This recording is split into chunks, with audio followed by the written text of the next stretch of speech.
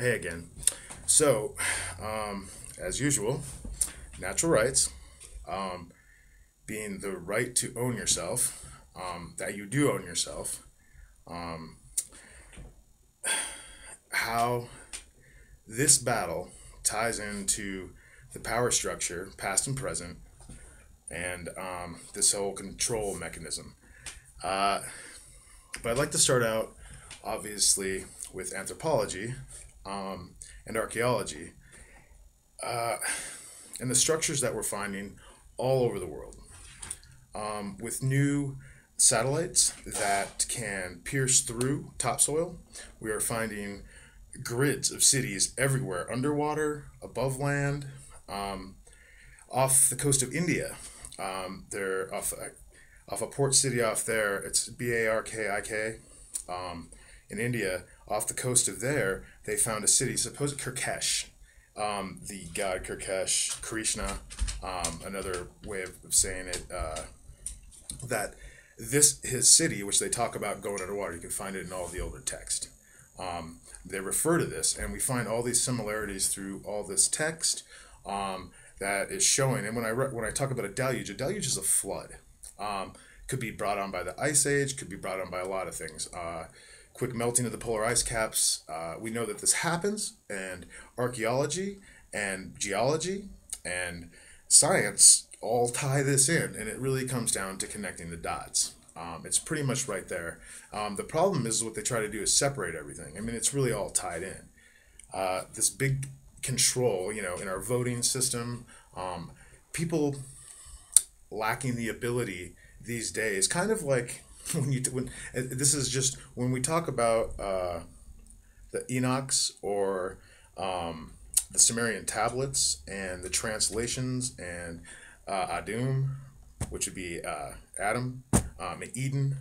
They talk about that as far as Zechariah Stitchin's decipherings of the Sumerian text, and then Old Hebrew, and the Enochs and the epochs, which is a epochs. I don't believe that they have found. That's been they know that it exists because they found the Enochs, which is what was they were also talking about the epoch. Anyways, so you put this all together, and it pretty much spells out a clearer picture that at the very least we on this planet, or life on this planet, as civilization through the pyramids that we find everywhere, and the structures and the civilizations underwater, and all this stuff, as far as the Americas go, as far as the Europe goes, and Asia, we find this everywhere. In Africa, it is everywhere, and it is all relatively the same.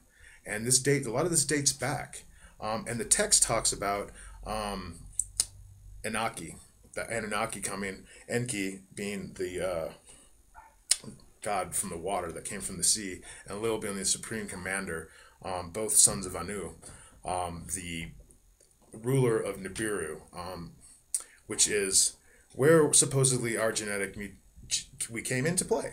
I mean, they pretty much spell it out there.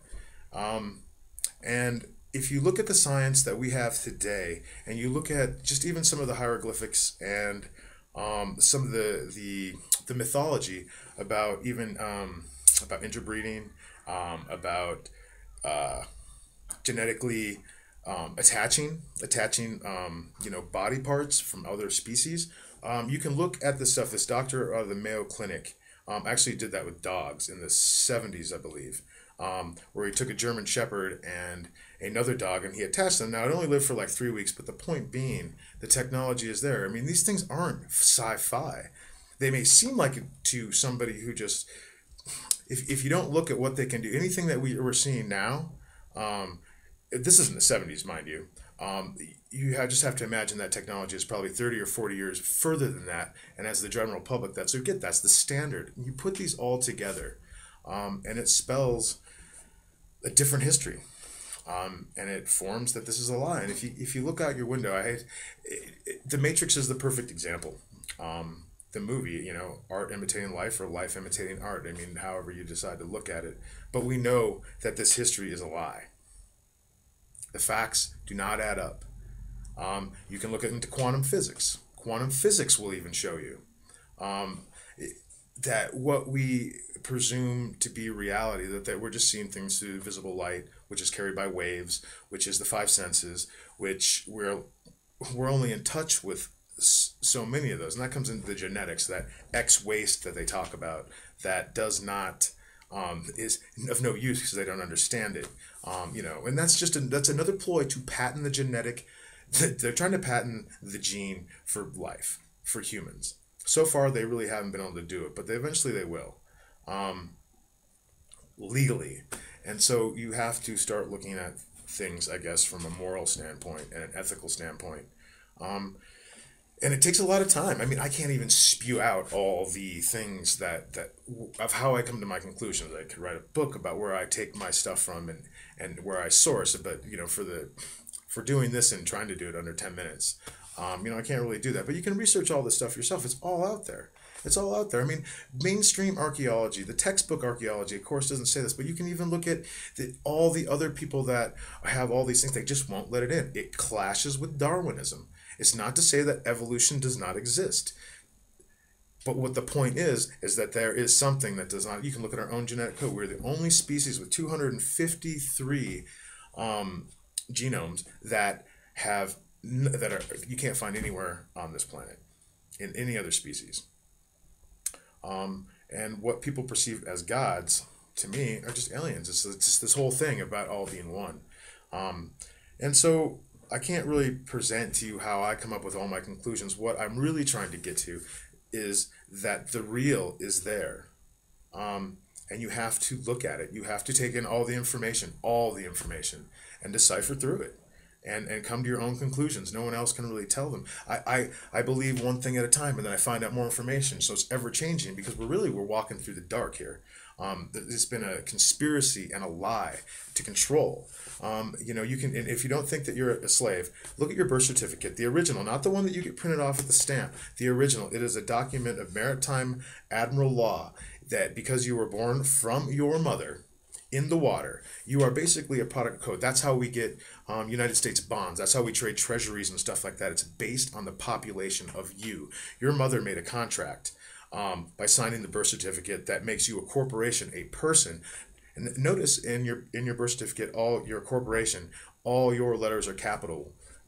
This is law.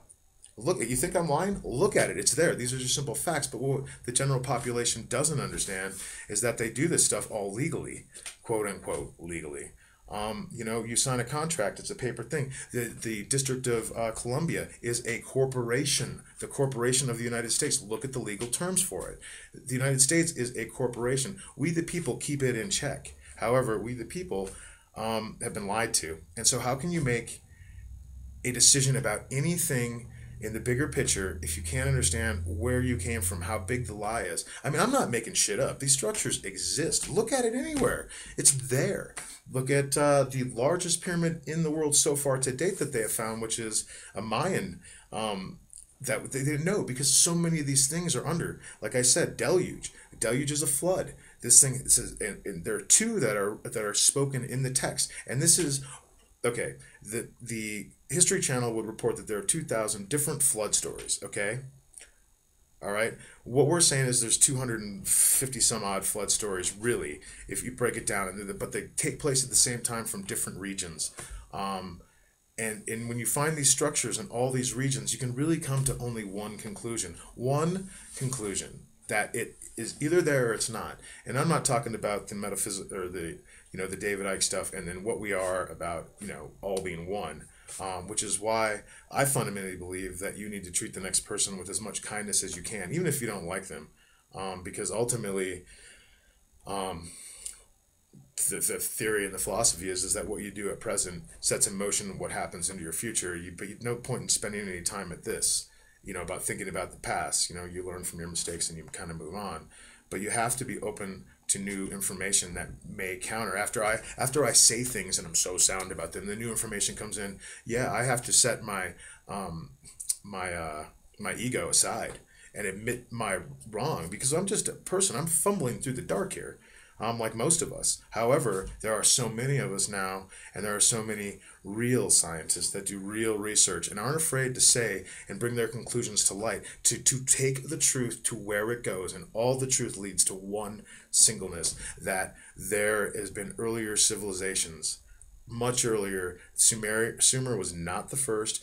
Way beyond that, way beyond that. And the archaeology states it as geological fact. These are not naturally occurring phenomenon. These are structures made by man or something else. So either we built them or something else built them. What the text would state is that, we're genetic hybrids. In a sense, we're made for toil, for digging gold, through Nibiru, for the gold, for their atmosphere. No, just read on this stuff and read it before you judge me on what I'm saying, because I'm not the only one that the text says it. You can take it as a myth or not. But when the text is lined up with actual archaeological finds, actual structures, you might want to start looking at that as not just simply mythology.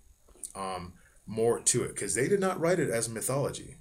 Now, if we talk about Homer and stuff like that, now that was a story passed on. It was told to him, I believe, by his uncle or something like that. He's recapping the story, and and there's this things from around him, and like the Iliad, but those speak to a truth. So does the text. So do all the religions, really. When you get down to what they're saying, they're rather similar, and they really are based on the same text, the same stories. And you can either look at it as godly, or you can look at it as simply creation, and the universe is larger than we want to think. I mean, it's flat. Okay, now it's not flat. Noah describes it, the orb from up there. Now, you wouldn't know that unless you were out of the planet. Also, Gilgamesh talks of this, and we can look at these as mythology, or we can look at them as that a person actually, this is a story of telling of what happened, and how you would tell that is in a story form. Simple as that, documentation of what happened, a memoir, per se. But yeah, and so when I come to my conclusions, it's something is not right. And I consider myself rather sane. I'm mentally fairly healthy. I think I do. The research takes me here, and trust me, I question it, and I go, "Oh my God, it must sound crazy." Well, you know what?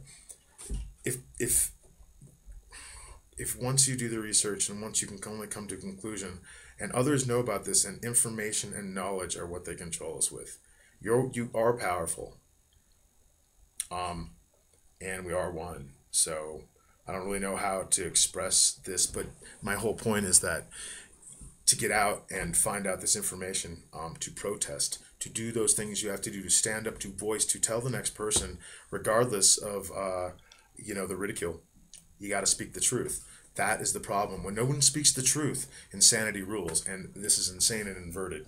Our culture, it's decadent, and not to say that all the people are in it, but we've been so brainwashed and so consumerized and so just like a tool, just like I told you, that you're a slave.